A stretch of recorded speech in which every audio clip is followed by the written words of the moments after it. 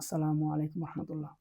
আপনি যেই স্তরের মানুষ হন, আপনি পলিটিশিয়ান হন বা সাধারণ জনগণ হন অথবা ব্যবসায়ী হন বা চাকরিজীবী হন অথবা আপনি অনেক সময় স্টুডেন্ট হইতে পারেন যে আমি কোন বিষয় নিয়ে পড়ালেখা করবো। এখন আমার হাই স্কুল শেষ, কলেজ শেষ, আমি ইউনিভার্সিটিতে কি বিষয় নিয়ে যাবো?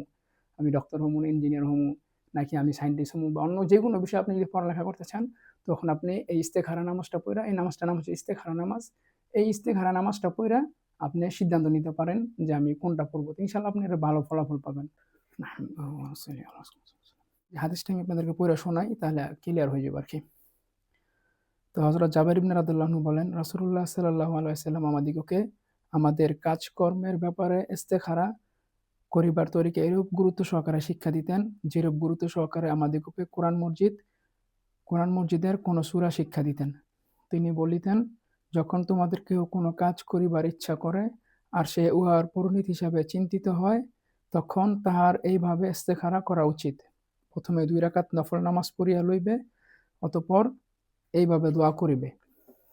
দোয়াটা হইতেছে, আল্লাহুম্মা ইন্নী আস্তাখিরুকা বিইলমিকা ওয়া আস্তাকদিরুকা বিকুদরাতিকা ওয়া আসআলুকা মিন ফাদলিকাল আযীম।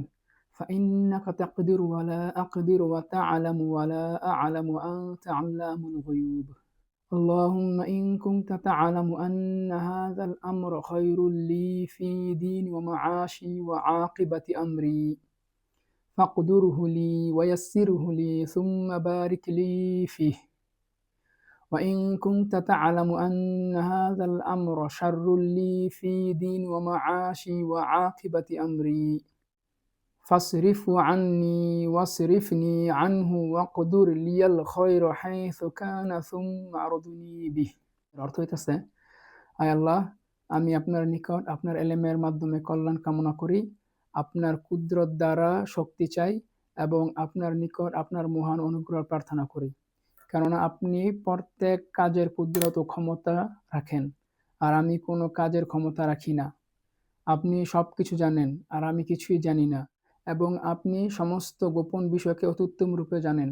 আয় আল্লাহ, যদি আপনার এলেম অনুযায়ী এই কাজ আমার দিন, আমার দুনিয়া ও পরিণতি হিসাবে আমার জন্য কল্যাণকর হয়, তবে উহা আমার জন্য নির্ধারিত করিয়া দিন এবং সহজ করিয়া দিন।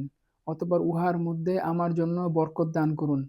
আর যদি আপনার এলেম অনুযায়ী এই কাজ আমার দিন, আমার দুনিয়া ও পরিণতি হিসাবে আমার জন্য কল্যাণকর না হয়, তবে এই কাজকে আমার নিকট হইতে পৃথক রাখুন এবং আমাকে উহা হইতে বিরত রাখুন, এবং যেখানে যে কাজেই আমার জন্য কল্যাণ থাকে তাহা আমাকে নসিব করুন। অতঃপর আমাকে সেই কাজের উপর সন্তুষ্ট ও নিশ্চিন্ত করিয়া দিন।